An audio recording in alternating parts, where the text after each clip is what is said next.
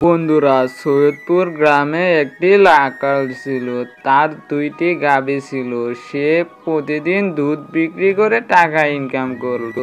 একদিন সে দুধ নিয়ে বাজারের দিকে রওনা দিল। তখন বাজারে সে দুধ নিয়ে দাঁড়িয়ে আছে। এক লোক এসে বলতেছে, তোমার দুধ কত করে? সে বলতেছে 50 টাকা লিটার। তখন সেই লোক সেখান থেকে দুধ কিনে নিল। তখন সে বাসায় চলে আসলো। তখন সে গরুকে খাবার দিয়ে রাতে ঘুমিয়ে গেল।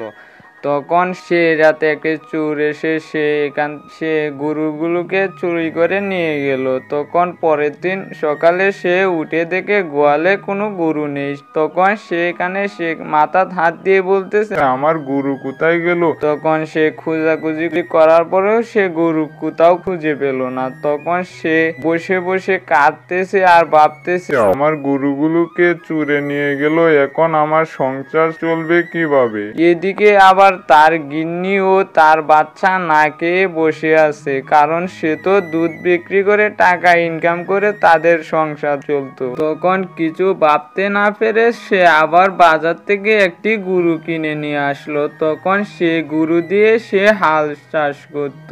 তখন সে জমিতে ধান চাষ করার জন্য গ্রামের এক পণ্ডিতের এখান থেকে কিছু টাকা ধার নিল। সে ধান নিয়ে বীজ কিনে সে জমিতে চাষ করলো। তখন কিছুদিন পর সে জমিতে অনেক ফসল হলো। সে ফসল বিক্রি করে একটি বাড়ি তৈরি করলো এবং কি সে তার ধার শোধ করলো। আবার বাজার থেকে সে 2টা গরু কিনে নিয়ে আসলো। এতে এটাই বোঝা যায় যে পরিশ্রম করলে কোনো কিছুরই অভাব হয় না।